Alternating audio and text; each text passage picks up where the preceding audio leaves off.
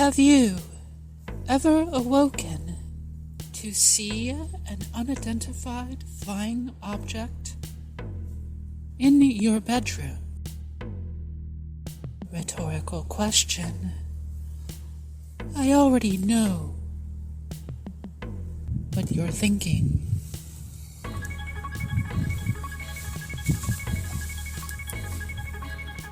Welcome. My name is Telesma Blue Orb. Small UFOs settle between squirrels' toes. And this is the Earth.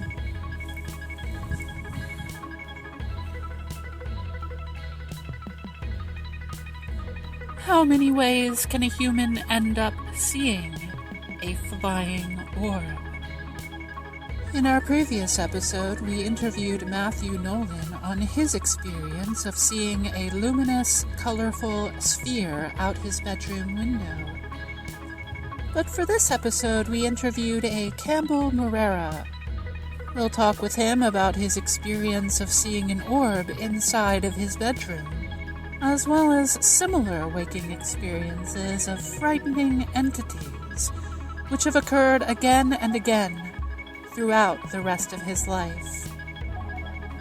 But before getting to the original interviews, I want to make it clear that Campbell's orb experience and his beliefs don't serve to negate someone else's experiences and beliefs.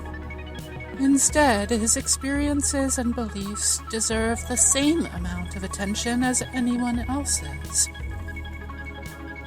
I will explain this in much greater detail later, but first, let's hear the interviews themselves.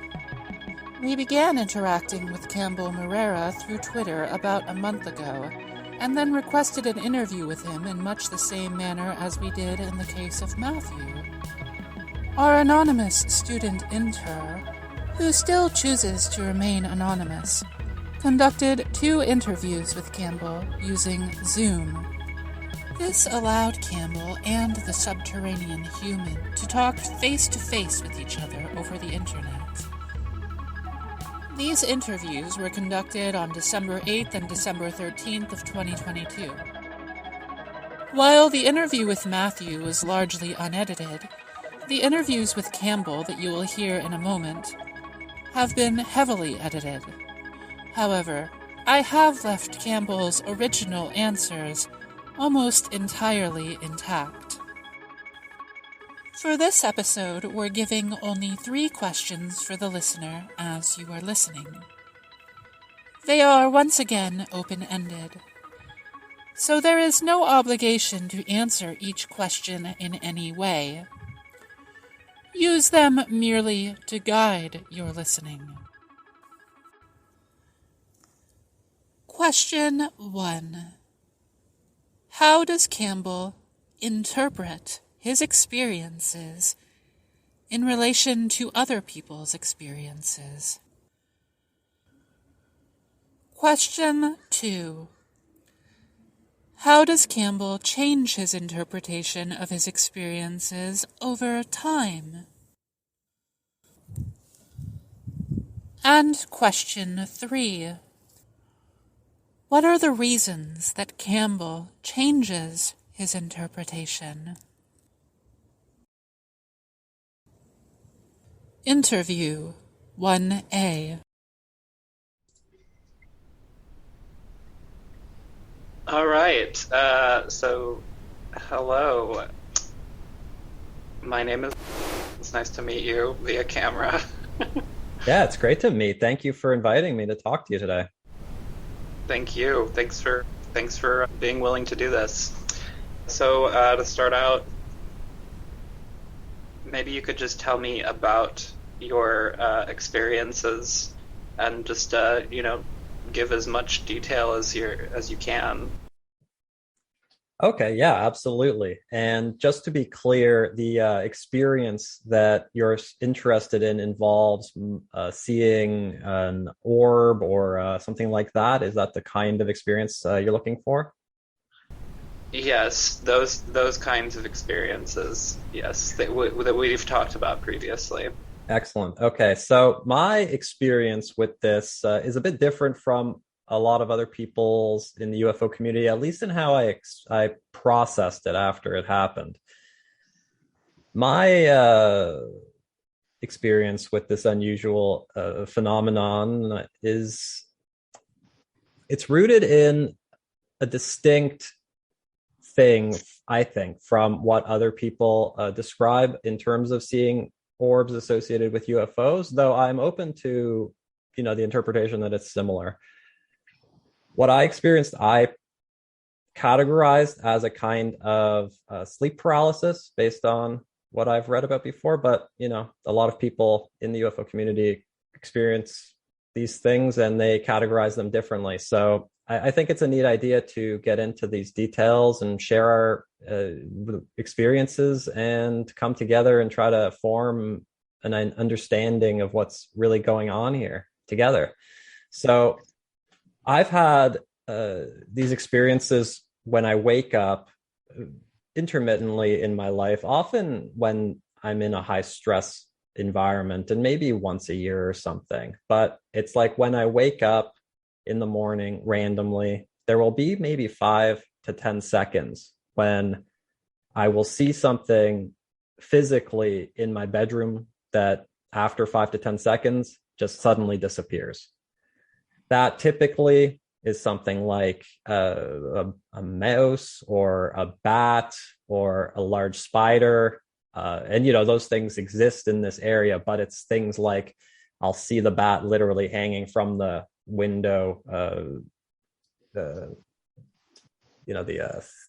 what do you call it? Anyway, you're hanging from the side of the window, and I am looking at it and it suddenly disappears. And so it's like, okay, that wasn't actually there. So I looked it up when I was young, and I looked it up as a result of what was the first experience that I'm aware of having had that's like this, but then also kind of the most unusual because it's one that I haven't had replicate itself to me again. I have recurrently seen sort of like the animal type thing. I had not seen this thing that first got me looking into it. So when I was maybe 13 or 14, so not a child, but not an adult, I woke up in my room in the morning. It was still fairly dark. It was not completely dark. And I remember looking across my room, and I saw about halfway, around close to the middle of the room, a sphere that was sort of dull, non-reflective. I remember thinking that it looked like a machine. And I remember looking at it. I was confused. I couldn't really tell. I wasn't like moving or anything, but it was like a 3-dimensional object. And I was like really freaked out by that, obviously. So I quickly looked down and flicked on my light after a few seconds next to my bed and looked back, and it was just completely gone.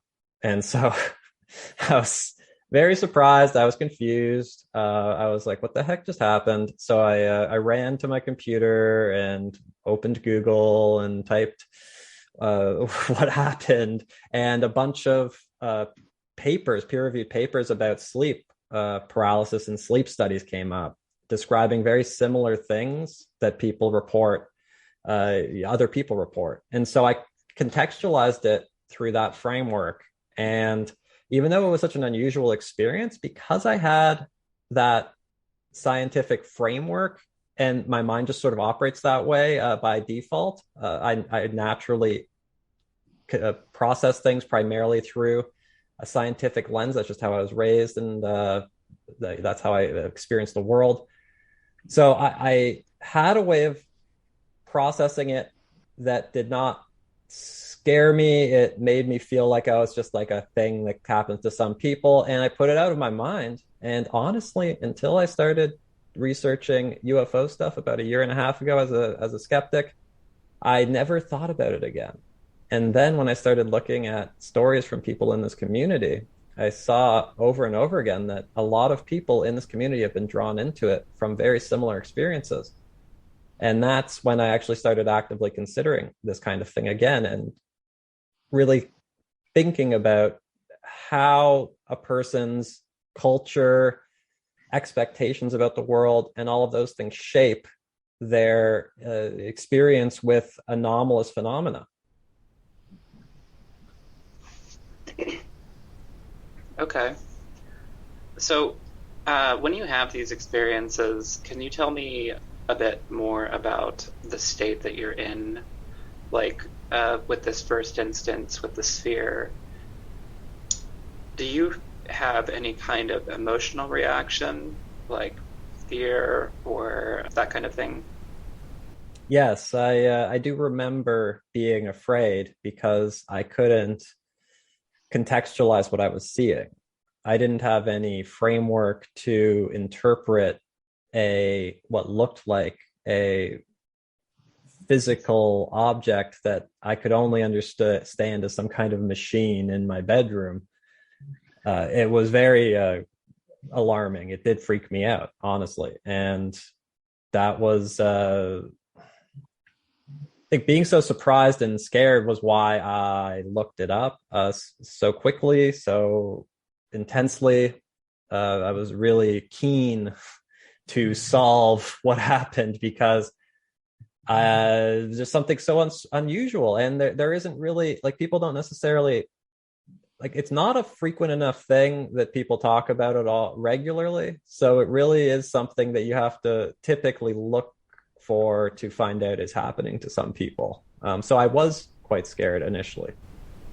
Okay. And is there anything else that you notice in terms of patterns of how you sense the world, or like what kind of state your mind is in? For example, is it quiet in all of these instances, or do you notice other experiences going on with these apparitions or hallucinations?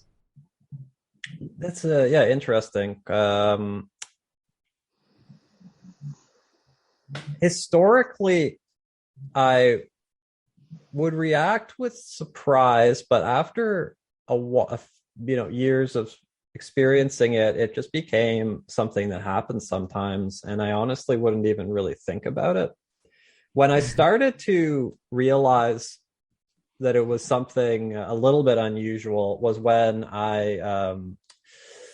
I got married to my wife, and she started experiencing me waking up and seeing these things, just indirectly through me reporting it. So it's like I said, the first circumstance when I was like 13 or 14 was the most unusual by far. I've never had apparition or hallucination or whatever in that form since then. It's always been things that are just real objects in reality. So like, yeah, exactly. Like I said, spiders, bats, mice, things that are a little bit freaky. So I associate the experiences with high stress. I have noticed subjectively that when I'm in unusual situations, or I've just moved, or there's something really stressful that happened to me in recent memory, that it'll be more frequent that this could happen. And based on my casual readings of people who report religious experiences and sort of seeing and interacting with what they see as spirits, I have noticed that often it is, not always, but often there are times of intense crisis that seem to provoke these experiences. And of course, people process that as either being intrinsic or being, extrinsic. And, I won't make any judgment calls on that, although I will say that I personally believe that these are purely physiological. As I won't be judgmental, though, about other opinions. I don't know that. I suspect that from what I have read. So yes, there have been these experiences that I get stressed out by, and then when I wake up, now when my wife is sleeping next to me, there are times when I'll see the bat or see the spider or something, and I'll, like, in the first 5 seconds, if it was just me, I don't know if I would react, but because my wife is there, automatically, instinctively like wake her up immediately. And I'm like, oh, okay, we got to be careful here. There's a thing. And I like point at the thing, and it's happened several times there where I'm like, look, it's right there. And she's like, there is not anything there. And then I'm in like I'm off, like I'm not fully in like my waking state at that point. Like I recognize, because I would know if I was fully awake, even though I have full conscious control and all that stuff. If I was fully awake, I would remember that this was something that happens to me, and I wouldn't be sort of like insisting to her that it is real. It's like there's like a thing where like there for a couple seconds I am still looking at it when she's saying it's not there, and I get so confused in that moment, and then it disappears and I'm like, oh, it's that thing. Okay, well, whatever, sorry for waking you up. So yeah, just for the record, when you have these experiences, they're a little bit different from sleep paralysis, right? Because you're able to move and you're able to interact with your environment. Yeah, it's like hypnagogic or so. I can't remember what the exact term for is. And I say sleep paralysis, but yeah, like you're saying, technically it probably isn't sleep paralysis, because sleep paralysis involves the suppression of the physical movement as part of the dream state, right? And this conceptually, from what I've read, is more like the physical suppression mechanism is no longer operating, but the REM phase is still going for longer than it should be by a few seconds. And so it's still triggering the hallucinatory effects that you experience in a dream state, or whatever you want to call them. Mm-hmm. And your first experience, how old did you say you were? At like 13 or 14, something like that.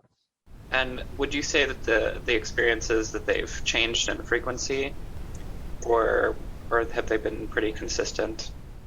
I would say relatively consistent, but I also think that they increased in the last 5 years of my life. But at the same time, I was starting my business and going through the most stressful period of time in my life, and I moved like 4 times in 4 years in that period. So I felt that there was a link there.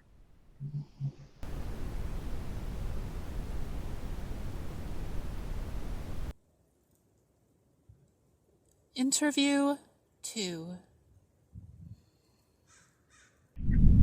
What was the last specific experience of seeing an animal or what have you upon awakening that you recall? Let me just see on the calendar.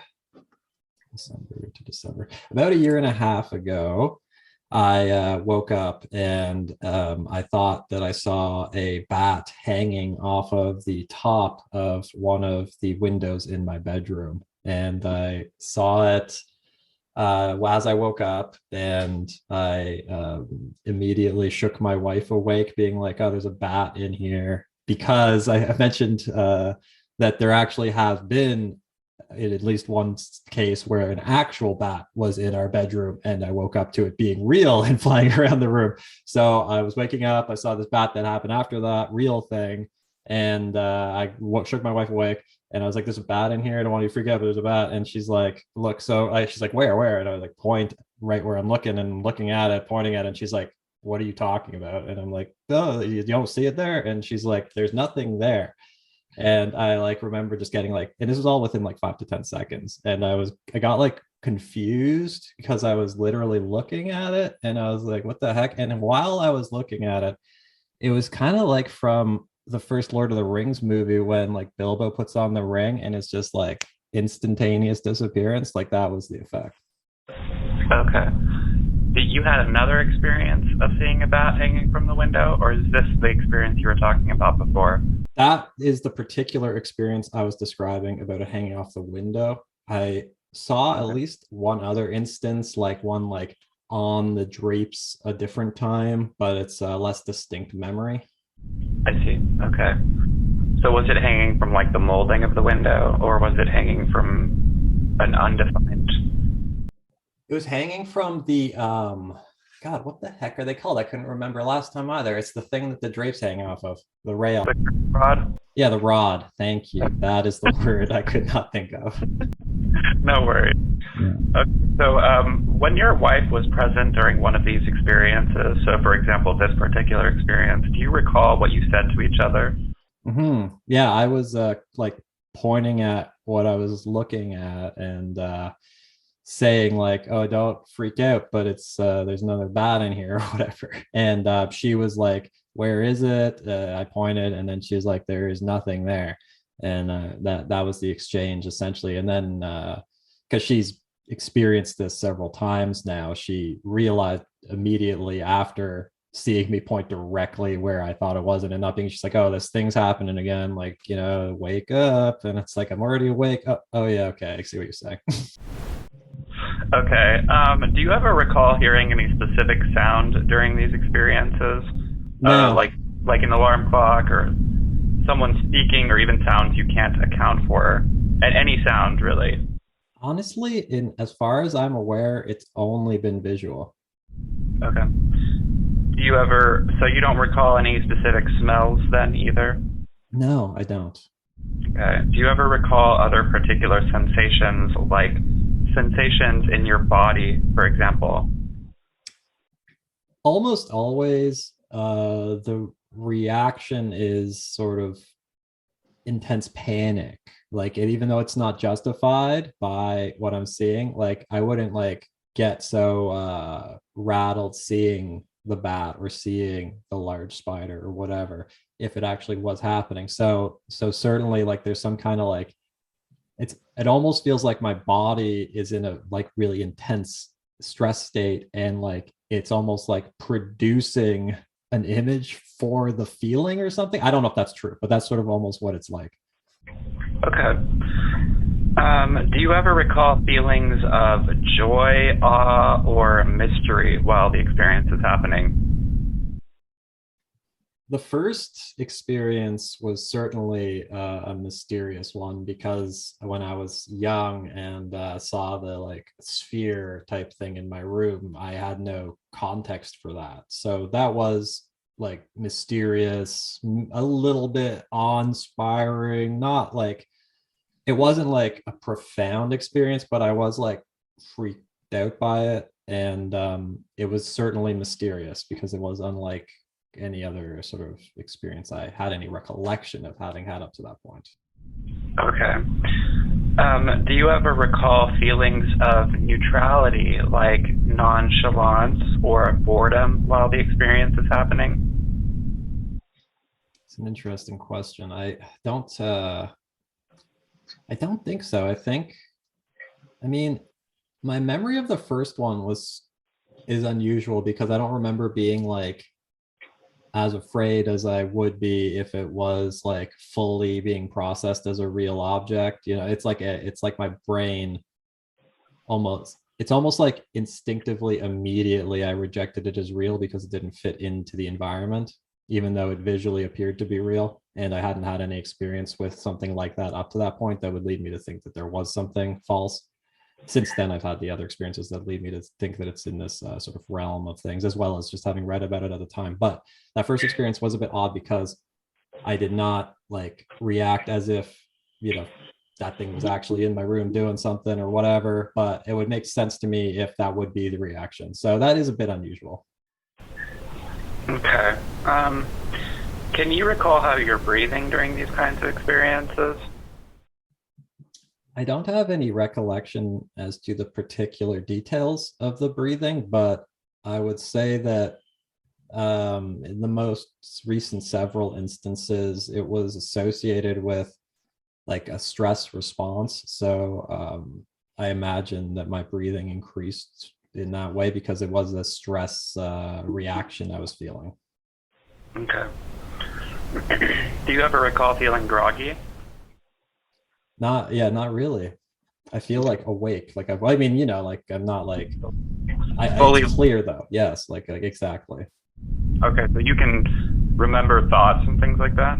Yeah, that's the really interesting part of it to me is like, especially the bat one hanging off the top of the window. Like it was so distinct and clear, and I was like sitting up, grabbing my wife, like looking over at her, looking back, and like it's still being there. It's very strange, right? So yeah. that was an unusually like distinct one. So you said that when you were looking at the bat, it disappeared. What does it look like when one of these animals disappear in your field of vision? And I know you kind of touched on this a few minutes ago, but it's like I mentioned, it's like instantaneous. It's a strange effect, and the only thing that I can really relate it to is that interesting scene in the first Lord of the Rings when Bilbo puts on the ring and it is like an instantaneous disappearance. It was very similar in that way. Okay.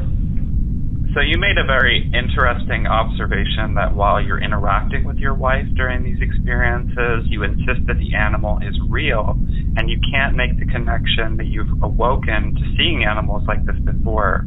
Yes. Okay. Thank you. Can you talk me through the thoughts and or feelings in your head, starting with when you're looking at the animal, then getting to the point where you realize that the animal you're looking at isn't real? Yeah, that's a neat question. Yeah, I can certainly do that. It's like it's an effect of feeling like you're just waking up like normal, and then sort of like a sudden attention being drawn to the object, and it because it's not natural to sort of like, I mean, for me anyway, like I don't like gaze around my room intently looking for things when I immediately wake up. So there's some kind of like it's like I'm being triggered to look for something, and so I see it, and then my first thought is like, oh damn, okay, this is gonna cause like, it's like kind of a panic response, like instantly, like all of the thoughts about like rabies transmission is going through my head, and it's like a minimal problem that wouldn't provoke that reaction typically. So there's some like a slight disconnect there, but that's sort of it. It's like, and that maybe is a clue that I'm not in a fully like normal conscious state, just that like it's sort of like the panic reaction, and then it's like me trying to like protect my wife from the bat, even though it's like a bat, and it's like, you know, you don't want to be in the room for long periods of time with an unusually behaving bat because it could be aerosolizing rabies and stuff, but like that's such a minimal threat.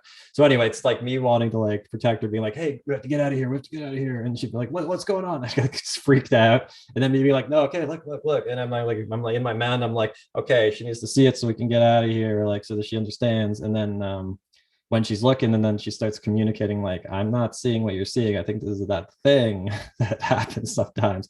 And in those moments, that's what kind of is intriguing to me to reflect on, because at first, because I'm looking at it and stuff, I reject what she's saying. Like, it's like, no, like it's there, you aren't seeing it, you know. And then she's like, no, it isn't. And then it's like, oh, what?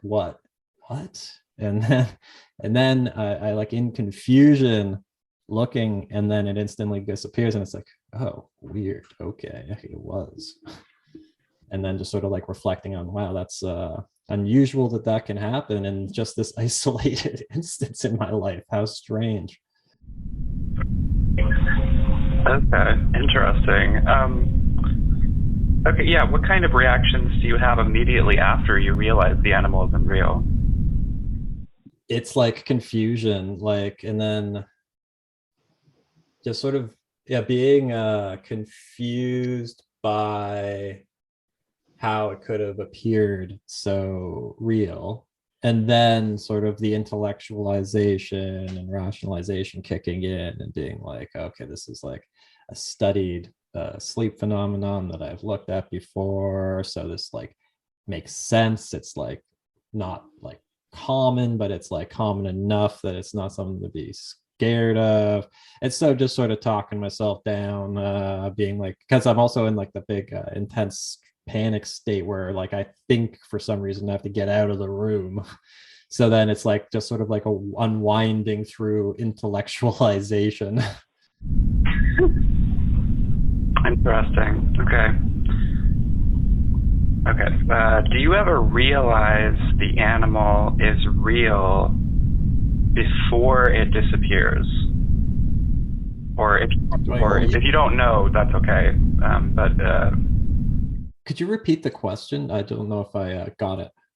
Okay, sorry. Did I cut out?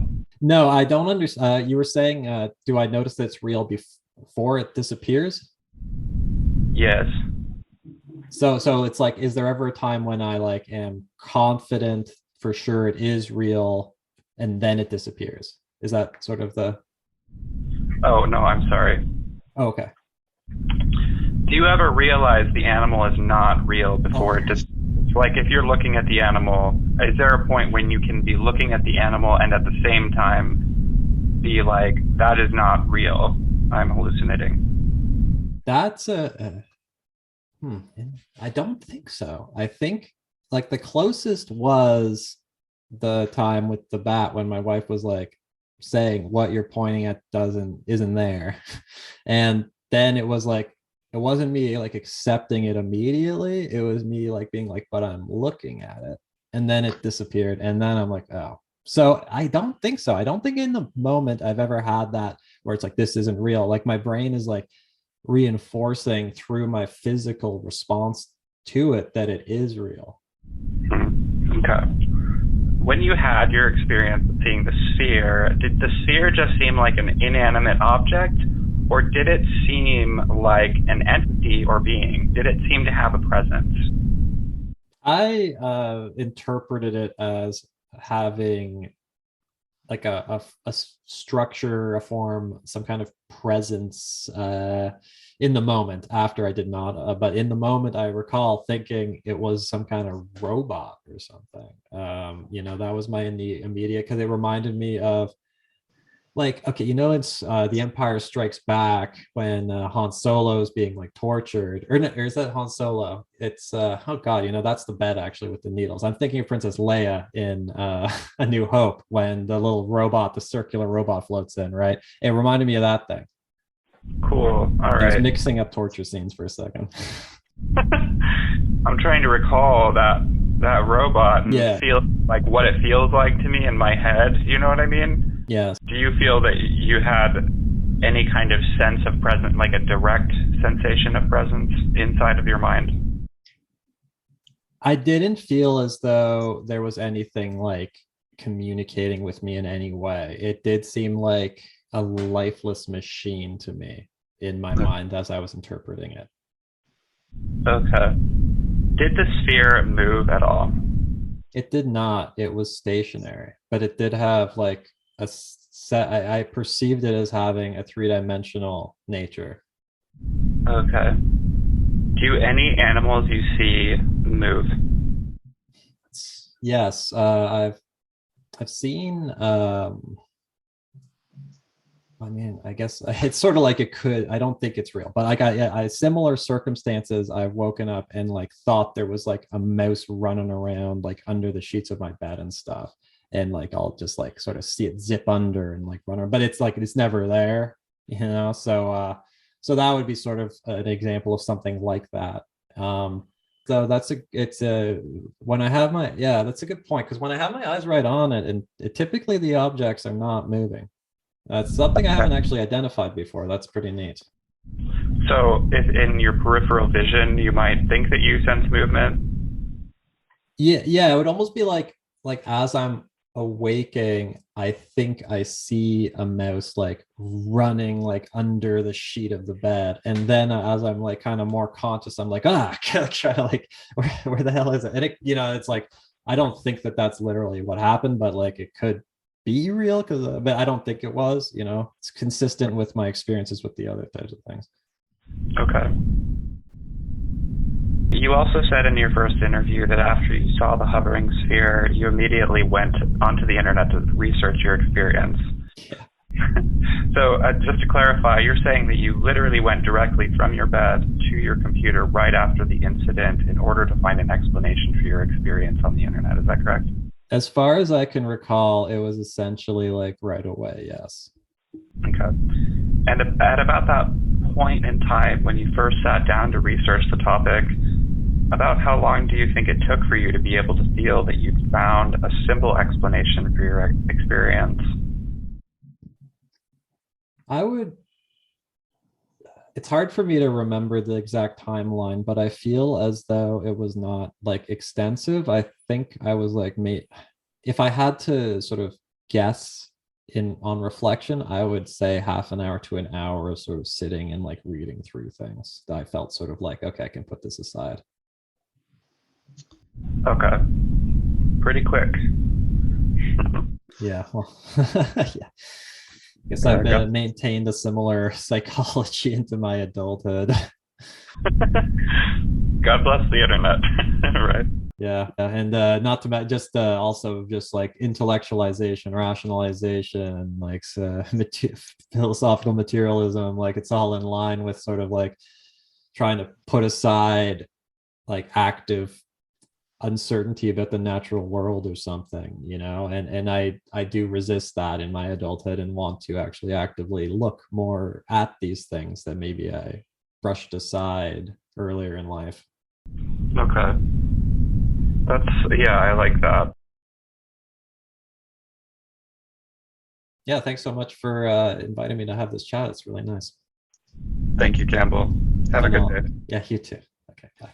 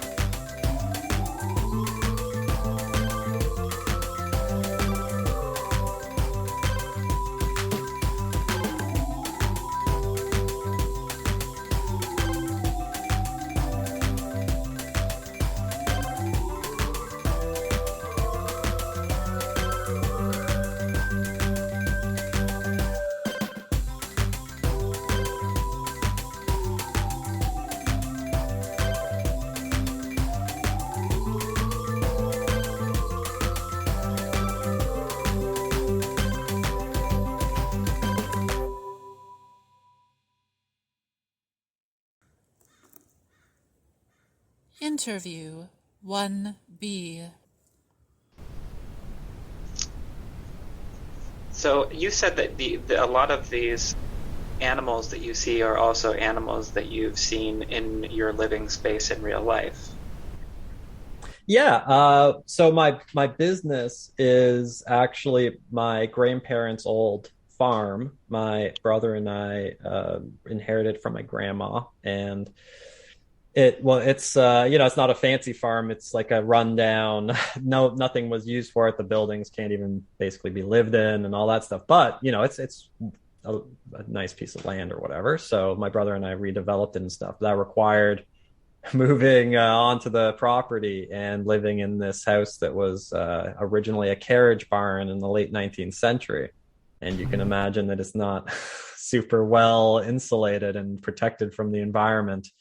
So, over those many years, there were periodic mouse infestations depending on the season. Anybody that's lived in farm life and things like that, they're just depending on the year. Some years there's like a terrible mouse infestation. Sometimes it's a terrible whatever, earwig or, spider or whatever. It depends on the seasonal variables. So yeah, sometimes dealing with these mice all over the place. Sometimes one time I woke up and there was literally a bat flying in a circle in the room, and it was a real bat this time.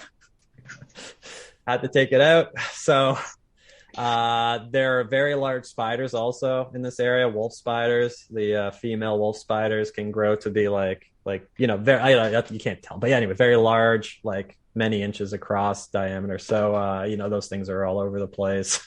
So yeah, pretty much a nightmare factory.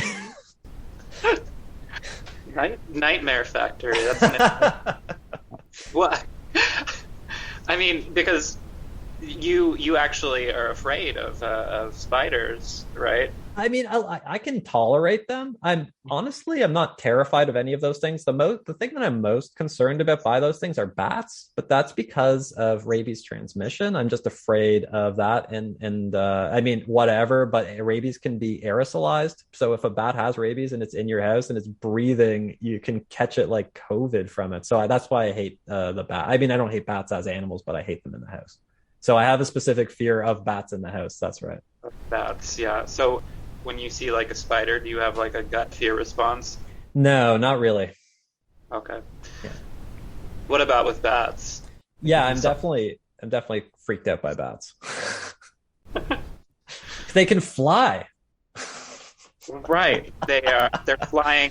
That's another flying object. Yeah. And actually, that's a great point, because how many of those videos of little things zipping around in the sky are bats? I wonder sometimes. Not all of them, but enough of them. What is your religious background? Yeah. My background is being non-religious as early as I can remember. The only thing that is a vaguely religious memory for me is like I remember at one point a very young believing in Santa. That's sort of like a belief that I remember having. Otherwise, honestly, just never had it. And my parents probably had an influence on that in part. My dad was, or is, I guess, sort of one of the condescending atheist, which I don't like. I'm not, but that was sort of his influence. And then my mom is an Anglican, doesn't go to church, but we were raised knowing that she was religious, her sort of communicating the belief, and honestly, like reading children's books about Christian stuff, like Bible stories for children. That was actually one of my favorite books growing up as a kid, just because it was full of violence and stuff. I thought it was really cool. So that was my sort of experience growing up with it. And then I self-identify as an atheist, but not as, the term itself has become problematic, because often when you hear the word atheist, it means someone who is like insistent that there is no God, which, is logically just problematic. Certainly you can't insist there isn't one. And atheist doesn't technically mean that. It means absent, atheism, absent religion, but it's used these days to be insistent that there is no God. So I'm sometimes hesitant to actually say I'm an atheist because of that, even though I self-identify that way. Interesting. I think I heard you talking about this before, but what specifically, like what events led up to you being interested in UFOs?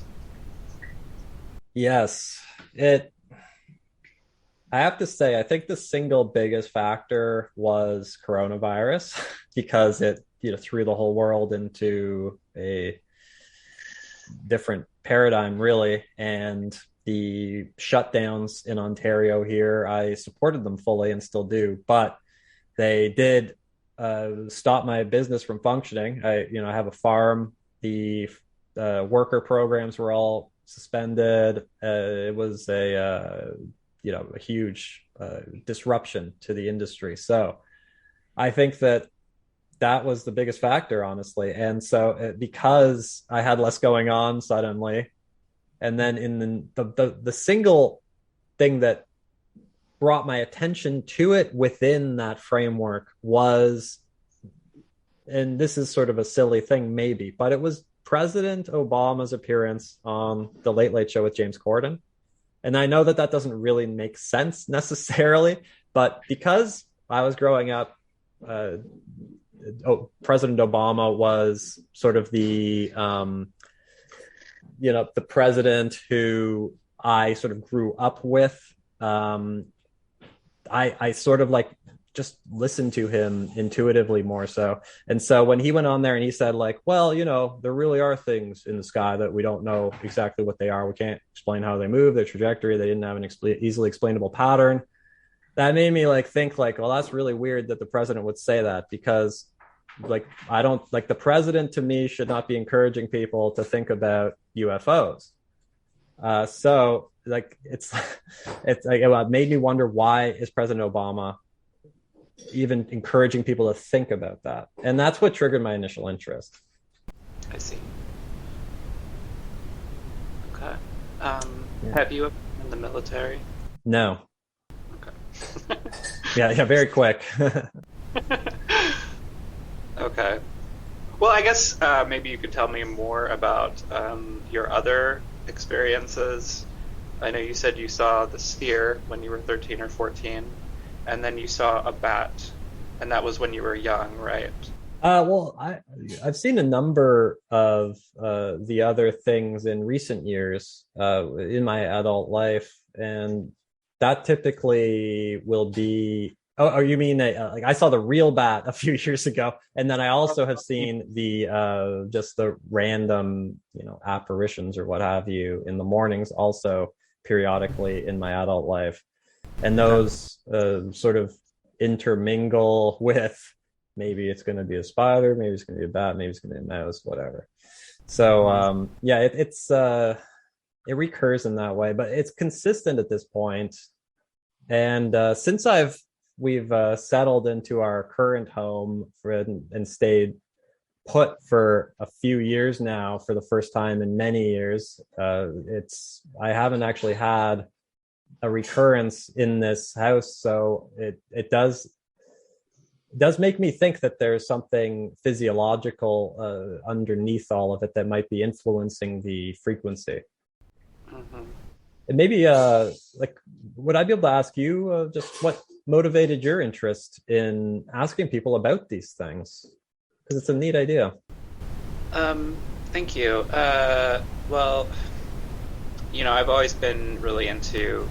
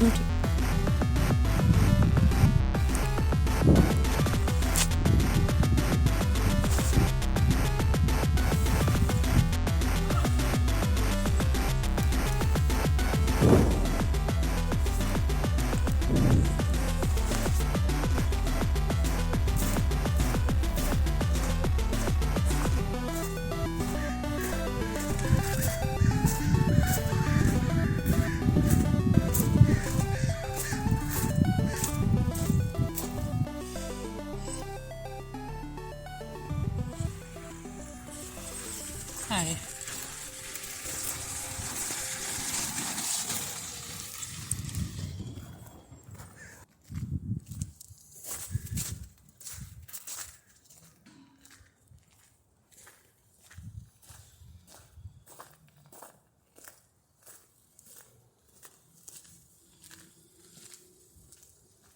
I really relate to that. I think that's a really good point, and it's something that I've been focusing in on a lot with my work through Invisible Night School. My history, like I've described to you, was atheist. My undergraduate degree is in philosophy, but my interests are largely in frontier science, human psychology, anthropology, sociology, just trying to understand what's going on in the world.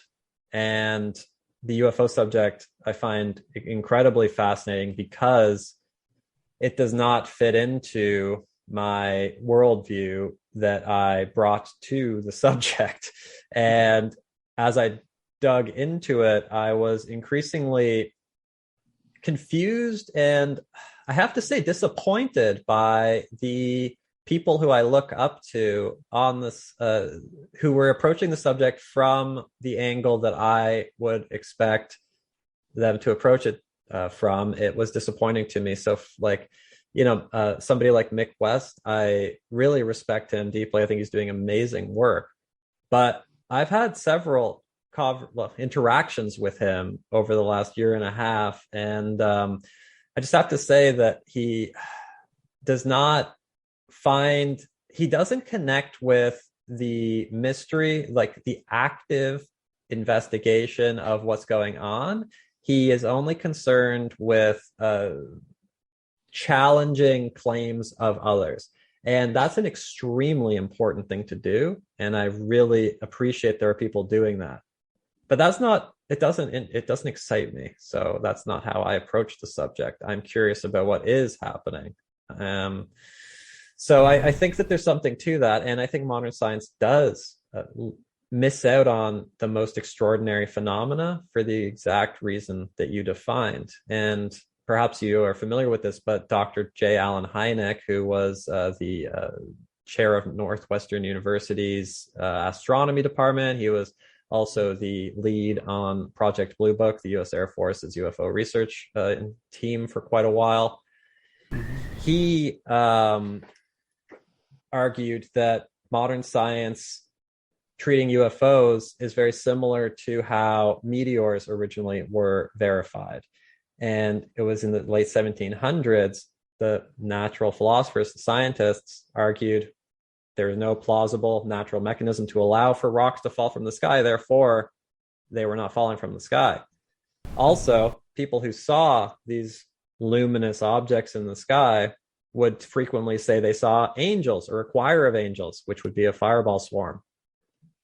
This natural philosopher hearing that is, well, there's no evidence for angels, therefore you didn't see an angel.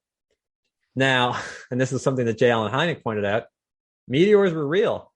But in the late 1700s, you're talking to the top National Academy of Sciences professionals in France or England or wherever. The consensus opinion would be that, therefore, because there is no plausible mechanism to explain seeing something like that, the observation was unlikely to have occurred. But the objects exist, so we were losing out on them for quite a while until they were verified finally by a single meteor exploding to thousands of fragments over a French town, and there was no longer any way to argue that it wasn't rocks coming from the sky. So we need something like that on this subject if there actually is a true phenomenon at the heart of it. But so that's sort of what I have to say about what you just said. I agree entirely, and I think that UFOs and orbs in general, I think that there might be something similar to meteor type discovery process. I think something like that might occur. And I think that the modern scientific community is fantastic. They've achieved everything that we have that allows us to live in this, the top level that humans have ever lived. But there is a blind spot on novel, extraordinary, anomalous phenomena. And that's not being as actively taken hold of and considered by mainstream sciences, I think it should be. Have you ever seen a UFO? No, I don't think so. I mean, if I have, I didn't know it. Okay. I have seen unidentified lights, but nothing behave in a way that I thought was a UFO. These experiences that you've had, would you say that they've had any kind of impact on your life, or what kind of impact would you say that they had on your life? That's an interesting question, because they certainly have had an impact. Before I started looking at UFO stuff about a year and a half ago, the impact was relatively minimal. I would say that generally speaking, these experiences have more broadly allowed me to empathize with people who report more anomalous hallucinatory experiences. I can more easily accept that something can be that true to life to somebody without it actually physically being there, because I've had these experiences. It's much easier for me to envision it. So in that way, my worldview, I think, has benefited from it. That said, I did not shape my personality or anything like that around these experiences, and that's something that I think would be a differentiating factor for me, between me and some other people in the UFO community who have had similar experiences. That makes sense. And you've definitely done a lot of work around UFOs at the Invisible Night School and also on your website. What was that site again? UAPstudy.com. UAPstudy.com. Yes. There's some really great research there. Thank you. Great. Okay, I think that's everything. It's really nice to meet you, and it's been a pleasure talking to you. Yeah, this has been very nice. Thank you for the invitation, and I just look forward to hearing it. All right. Thank you, Campbell. Yeah, thank you. Okay, bye. Bye. Matthew Nolan's orb experience, which he talked about in episode 3, was so uncanny that it had a major impact on how he thinks about science and authority. And it has even inspired him to create art in various media. He described what he saw as a UFO. But Campbell's experience is very different, because the orb that he saw was clearly not a UFO by his own account. Instead, he clearly described his orb experience as a hypnopompic hallucination. In other words, it was a lifelike perception that he saw upon awakening that quickly disappeared. A hallucination is something someone sees, hears, feels, smells, tastes, or senses in some way that is not actually present in one's direct environment, at least not in any typical way. Since one's entire perception of the world is modeled inside of the mind, it too is not the same as the physical environment. Because of this, it may be difficult in some instances to tell whether a perception is a hallucination or not. I prefer to use the term apparition instead of hallucination when the context is reasonable and clear. Our anonymous human inter also used the term apparition during the interviews, interchangeably with the term hallucination. But I think the terms have different connotations, even though we often use them to describe many of the same phenomena. The term apparition is more sensitive to someone who has experienced something meaningful. It also tends to connote that what is being perceived is appearing from somewhere. But the term itself provides no explanation of where the apparition came from. It is suggestive of some unknown cause or causes. And in many cases, what things inside the human body or outside the human body may have caused someone to see or experience something is unknown. Also, because of the way it's commonly used, the term suggests that there may be personal or spiritual meaning to an apparition experience. In cases such as apparitions of dead loved ones, near-death experiences, or even seeing otherworldly spacecraft and aliens, for example, apparitions are typically very rich with personal and/or spiritual meaning. So for our purposes, an apparition is a distinct type of hallucination, one that is accompanied with personal meaning and is usually incorporated into a witness's life story as an important event. Apparitions under this definition are certainly something we'll explore more in the future. By contrast, usage of the term hallucination tends to dismiss an apparition as a simple glitch or malfunction, perhaps of the nervous system. It may serve to erase the personal meaning of the experience in favor of a simple biological explanation, which may or may not be accurate or complete. Because of this, the word hallucination doesn't do as well in describing the meaningful perception of, say, a loved one who is not physically present. This is an issue because this term hallucination is the one most used and recognized in human psychology, the human study of the human mind. But the term hallucination is still useful, and we certainly don't reject it. It's very useful in describing frivolous experiences, such as seeing stars in one's peripheral vision after being struck in the head, or hearing a voice in one's ear that only says, "Pass the salad," and never speaks again. It can also be useful in describing experiences of someone suffering from psychosis, as psychotic hallucinations can be very distressing and even motivate a person to cause harm to themselves or others. And the term hallucination is especially useful in this episode because it's how Campbell described his experiences himself. So we will prefer to call his experiences hallucinations for this reason. Hypnopompic hallucinations, or hypnopompic apparitions, as the case may be, are a very common type of experience, usually benign. If they occur alongside other symptoms, they can sometimes be a sign of narcolepsy.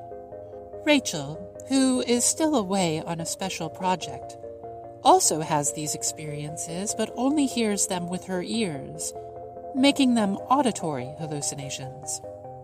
But most hypnopompic hallucinations are more like Campbell's and appear in a person's visual field. They are much more likely to be seen than heard. Sometimes they are experienced during sleep paralysis, which we discussed in episode 2. Also common are hypnagogic hallucinations, experienced right before falling asleep instead of after. Because they can be accompanied by strong feelings of terror or fright, a hypnopompic hallucination has the potential to become personally meaningful enough to also be described as an apparition, at least according to how I use the term. A discussion of these terms is important because we hope to report on all sorts of different types of experiences on the Earth. And we also want to provide dignity and sensitivity to our witnesses. So we feel we must allow space not only for their reporting of their experiences, hi, but also their interpretation of their experiences. It is useful to inform one's own beliefs with the perspectives of others, especially many different perspectives. But ultimately, every human has the prerogative to formulate and revise their own beliefs based on their own life experiences, culture, and learning, rather than having their beliefs dictated to them by someone else. The purpose of these reports is not scientific inquiry. It is instead science communication for the explicit purposes of arcane enchantment. And science communication about the paranormal means in part communicating on the human sciences. After all, a major component of paranormal phenomena is the experience of those phenomena. The reports that we gather are examples of the main form of evidence about UFOs and the paranormal, which is people's accounts of what they saw or experienced. In other words, the main form of evidence about UFOs and the paranormal consists of anecdotes, things people say. Anecdotes are the most notoriously unreliable and difficult type of evidence to study, but again, as we saw in episode 2 with the experience-centered study of sleep paralysis experiences by David Hufford, studying people's first-hand accounts can yield sound results if one uses sound methods. Anecdotes also only come from the mouths of humans, so studying UFOs and the paranormal also requires a study of humans. And for many, questions like what are UFOs or does the afterlife exist are not nearly as important as questions like why do people report UFOs and why and how are apparitions meaningful to people? Part of communicating on the scientific study of humans that can't be ignored is a consideration of treating humans in the right way. That is, ethics in science. Scientists cannot ethically study human experiences and assign interpretations of them without respecting the people having those experiences, as well as those people's perspectives. As science communicators, we are not here to exploit people's experiences or beliefs, or even to endorse them. Instead, we're here to advocate for their inherent diversity. We don't only want to advocate for the experiences of people who believe they have seen a UFO, or who believe that they have encountered otherworldly entities.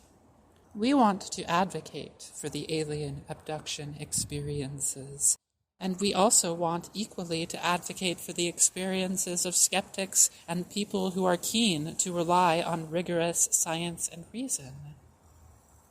This is because all of these reports, those made by UFO witnesses, alien contactees, paranormal experiencers, and even skeptics, are all valid reports of someone's personal experiences.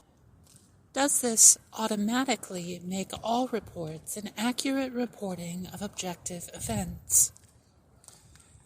This is not our claim at all. Are all people honest about what they report? Certainly not.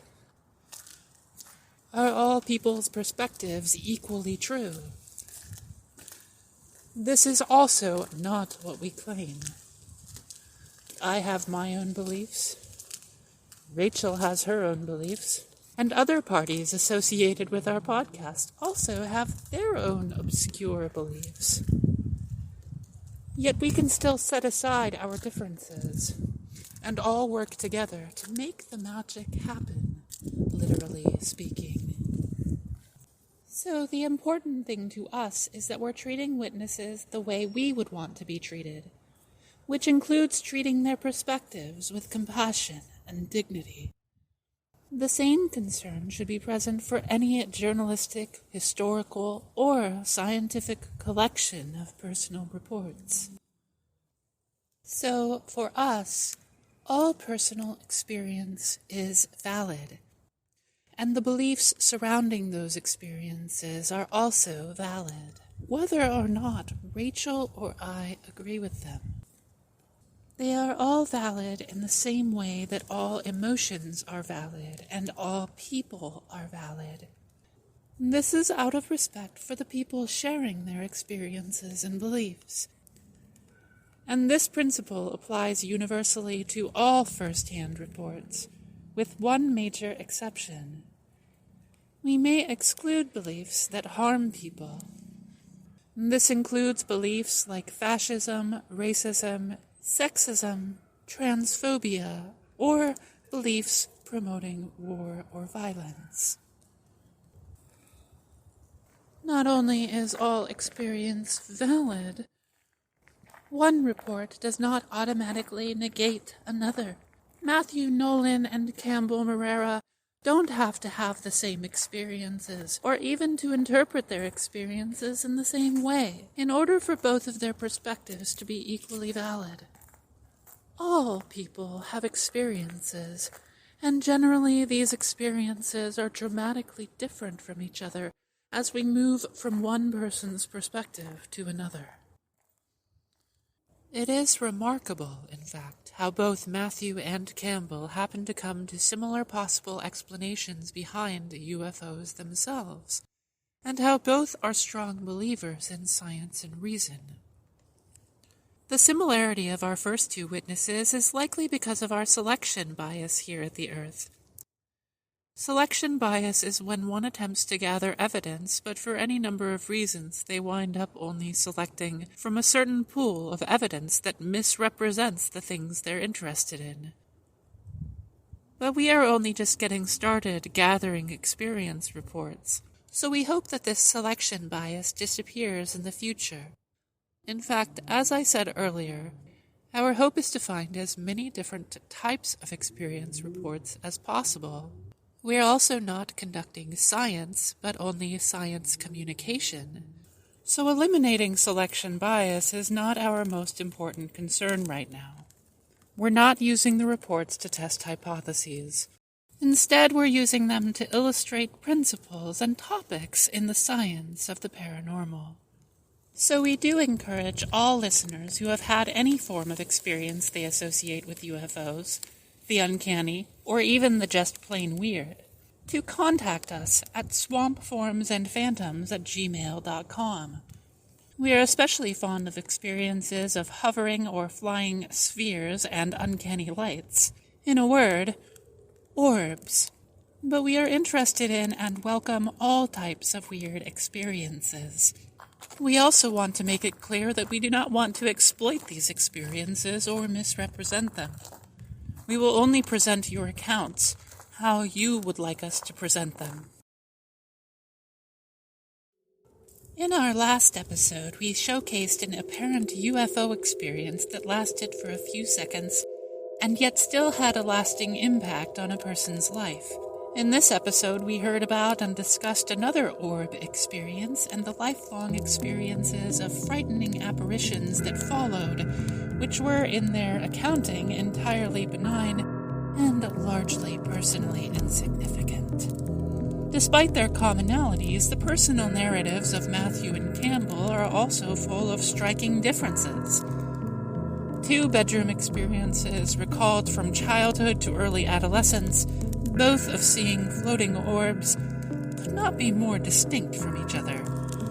One person reported seeing a luminous, colorful orb moving and exploding outside his bedroom window while he was fully awake. Meanwhile, the other reported a non-luminous and stationary orb inside his bedroom right upon awakening. How many ways can a person end up seeing a flying orb? Based on these reports, it seems there are at least two very, very different ways.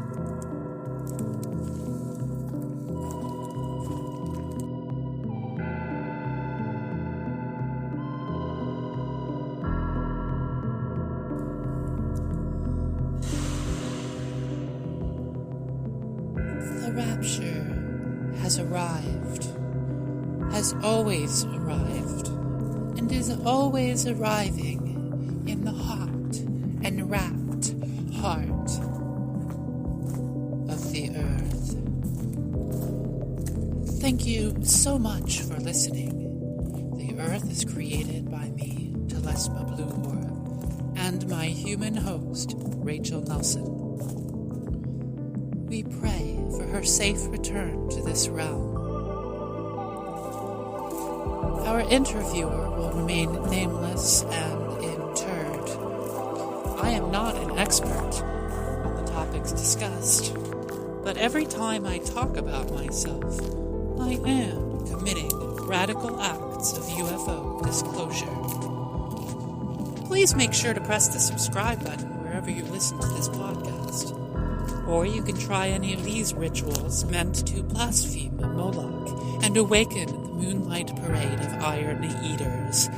Press the like button, leave a kind review. Visit our Patreon page, patreon.com/welcome to the earth. Become a patron, then learn magical practices that we'll share with you.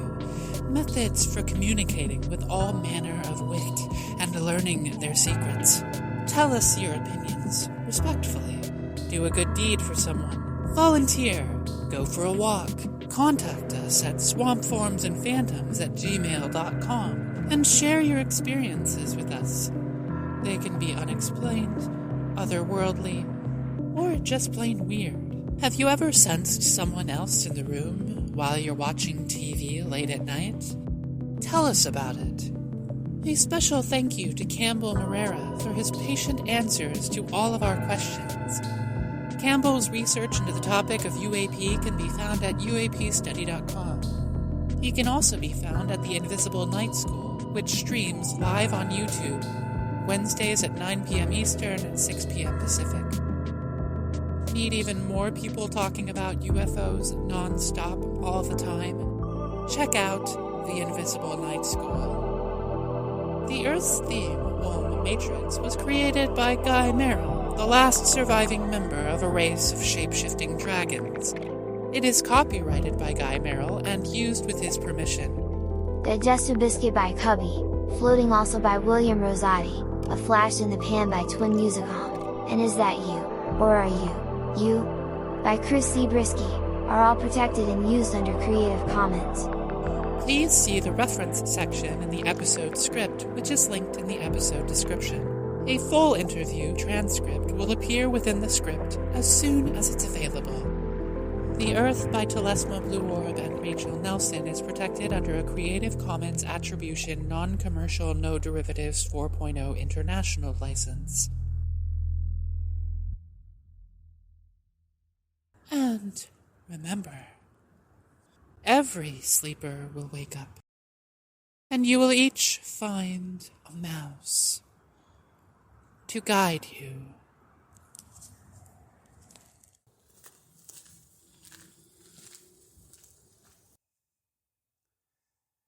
Original Peoples Acknowledgement. Many lands throughout the world have been colonized without the permission of those living there. This work is created in and around the Portland Basin region, which is the ancestral home of many different peoples.